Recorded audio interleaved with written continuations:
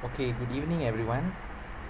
Today I'm going to discuss an important media ethics issue which is part of my assignment for the course of media ethics, which is a photograph taken by a photojournalist. The background to this picture won the Pulitzer Prize award in 1976 for spot photography of the year and World Press Photo of the Year.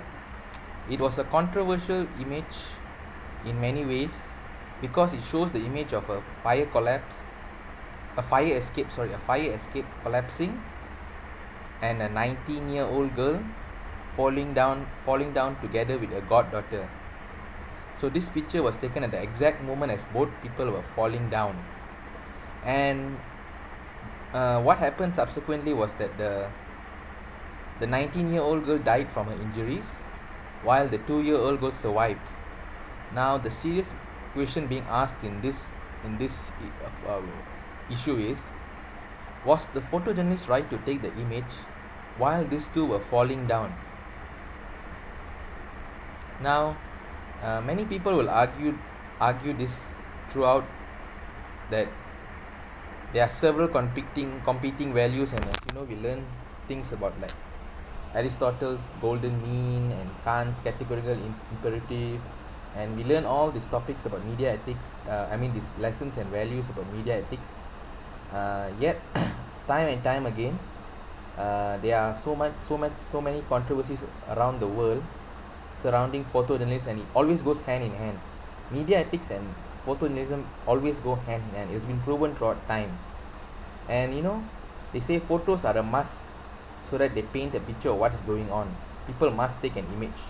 It can't be like, yeah, I don't want to take an image because I feel it's not good. So some people are left to ponder on what could have been and what could have happened. But we're going to answer a very important question here. What are the competing values in this scenario? Okay, as you know, I told you the background of the story. This photo was very popular back in the US in 1976. It came out in the newspaper, the Boston Herald, and it has sparked worldwide controversy. What happened after that was, there was also some positive thing that happened after that image was taken. It was fire escape regulations were tightened, as in to say the rules and regulations concerning fire escapes in the United States improved after that incident, which is a good thing. But a life was lost, which is the 19-year-old girl who fell down to a death. She actually succumbed to her injuries. So whether to publish the photo or not is a difficult choice that every photojournalist must make in their careers. So they must know what are the values competing in this case. One value of loyalty is to the news, and the other value is to the business. Journalistic rules and market advantage might compete with compassion to help the subjects of the news. The loyalty to the news comes from the fact that the journalists are taught not to help the victims of tragedy. Journalists are there to cover the tragedy and nothing more. That is what they are taught in school.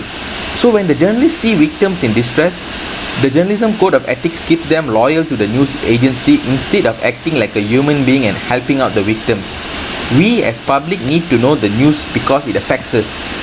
Stanley Foreman was getting the news out that the building had faulty fire escapes. People had to jump to save their life. This picture brings awareness to a problem that must be connected immediately. The value in learning about human tragedy is that, again, it brings awareness to a problem. This can be prevented in the future. As I mentioned earlier, the rules and regulations concerning fire escapes improved after that picture of that fire escape collapsing in that apartment building. Buildings with adequate fire escape routes are much safer than buildings with faulty fire escape routes. We as the public must stay informed through the news of the good and the bad events that are occurring in the world. Furthermore, there are many other things that could have happened that could have competed against each other, such as Stanley Foreman helping as soon as the photo was taken in a split second, thinking about the compassion of the survivor of the fall and their loved ones, thinking about sparing the public from a graphic image, and thinking about if the image was too graphic or horrible to publish. Also, the importance of the public to know competes here. This photo allows us to see these values and how they compete with the undesirability of seeing a sad and a graphic image. Why didn't foreman help the girls by trying to catch them? Why didn't foreman provide something under the falls as they jumped to safety? The girls maybe could have been saved if foreman tried to help instead of taking the pictures. As I mentioned earlier, the 19-year-old girl, which was the godmother of the goddaughter, she succumbed to injuries. Okay? Foreman appeared to be following the journalistic rules. Don't help the victims. He was busy getting pictures when he could have possibly helped the girls. The conflict is that obviously the girls needed help. He only took pictures of them jumping for their safety, which ended up claiming one life. It is a dilemma because two helpless girls could not help themselves, but instead of foreman helping in some way or maybe trying to catch the girls or putting in something under them to catch their fall, he just took pictures. Where was his human compassion for life? Where was his human side? This is an important question journalists have to ask themselves every day when they do their job and they try to take pictures of, such graphic things. He was busy being a photographer following journalism rules rather than helping as a human being. In my opinion, foreman acted more like a robot watching a crime rather than a human being with compassion for life. I would have ran and tried to help those girls falling from the fire escape in some way. I would have tried to catch them or put something under their fall to lessen the impact. Personally speaking, that's what I'll do, because according to Aristotle's golden mean, it is up to the individual what they call as virtue. There are two ends of the spectrum, as you can see in Aristotle's golden mean, as he tries to explain about values and virtues. Okay, at one end there's extreme bravery and courage, you can call it great valor. On the other end, there's the extreme of foolishness and stupidity. Okay, let's put it into context here. Let's say that foreman had gone and been a hero and tried to save the girls from falling down. He could have injured himself, or maybe he could have been paralyzed, or he could have had some severe injuries, trying to break down a fall or trying to help or trying to this thing. So in that case, if that scenario turns out, he could be called foolish. But let's look on the other hand. If it turned out all for the better and he managed to break that fall or save both the girls' life without harming himself or having any injury to himself, he would have been praised as a hero. So now, putting all this into context, which side would Stanley Foreman put himself in? Which shoes would Stanley Foreman put in his shoes himself? So Stanley Foreman, the journalist, had to make a choice of what to do with those pictures. The competing values were to give the picture to his organization or to spare the family more grief and not publish the picture. The underlying choice Foreman had to make about whether to publish the photo include, does he make a point of view better fire escapes, or does he publish the photos in hopes of winning a journalism award? These were difficult choices, and we may never know fully the answer as to what was his idea or goal or motive, what was going through Stanley Foreman's mind when he took those photos. So I feel we should not be judgmental, and we should always give the benefit of doubt, not to the person who's been involved in controversy. I mean, we do not know what he's going through, we do not know what happened during time because we were not there. We were just told that, that we wouldn't know the real circumstances under which Stanley Foreman took that. But sometimes we don't know. When a journalist, it's easy to say things sitting from afar or standing from afar, throwing judgments on people who are there, real life. These are real life incidents for people who are there. Sometimes when you're put in the situation, in the spot, then you will know what these people go through. So as students, I feel I wouldn't put much of the blame on Stanley Foreman, though I would say my roadmap to analyze this media ethics issue of photojournalism will be analyzed using the model by Cecilia Book, which is known as Box Model. Box Model has 3 steps. First box says relax and choose your own inner gut feelings. Second, ask a professional. Last but not least, have a meeting with all affected by the situation. Foreman did consult his gut feelings as he refused to photo the death of the first girl. I agree with following my gut feelings. I would not have taken that death photo either. Second, I would have asked for advice from my staff, as I'm sure Foreman did about the problems. Foreman took pictures as the girls jumped for safety, but ultimately dead for one. I would have communicated with my news organization why I did not help the girl. Foreman did not help, but I would have done something besides taking pictures. I would have tried to help in some way. Last, I would have had a meeting with the surviving family members, as I'm sure they were affected by the photo since one girl died. If I was the family, I would have felt violated. My solution to this ethical dilemma is that I would have done something to help. Well, that's just my personal opinion, but we can't blame, as I said earlier, we can't blame Stanley Foreman either. Foreman only took pictures.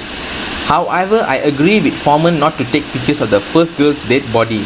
My conscience would have never let me take that picture either. I would have been emotionally devastated if I had taken that pictures, because it had haunted me for the rest of my life. I can't imagine going myself, sleeping every night knowing that I've committed, I've done such a thing. It wouldn't serve my conscience clear, so I wouldn't have taken that photo either. So making a decision, how would I choose to make a decision from here? My reasoning for how I come to my decision was my conscience first of all.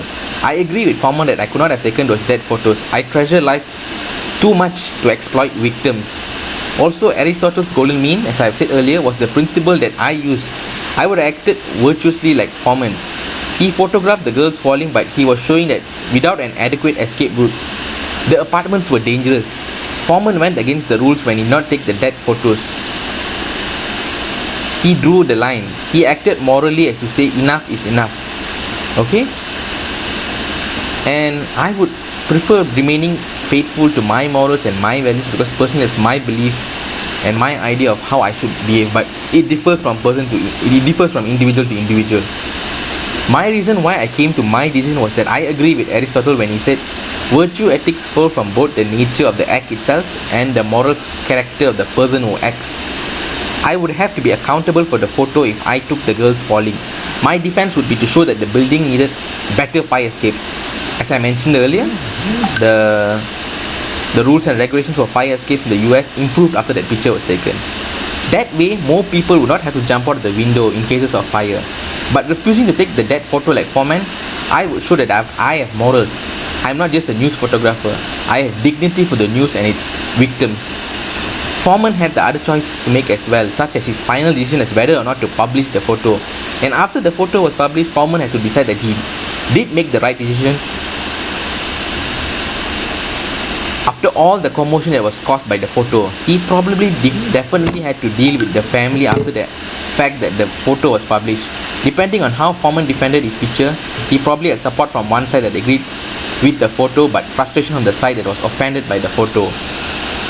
The fact that one person died when they jumped from the window, but one survived, that probably raised questions as to why one lived and one died. That could have raised questions in Foreman's mind. That could have caused Foreman psychological problems too. As you remember that photo of that vulture going around that South Sudanese girl, the photojournalist Kevin Carter of South Africa, he committed suicide after taking the pictures. I am sure Stanley Foreman would have gone through the same problem as Kevin Carter. Now what? With all the aftermath of the pictures being published, again, I am sure that Foreman questioned his ethics to publish those photos. With Foreman, an additional choice had to be made about helping those victims. Did he help the victims like a human being, or does he stick to journalism rules and not help?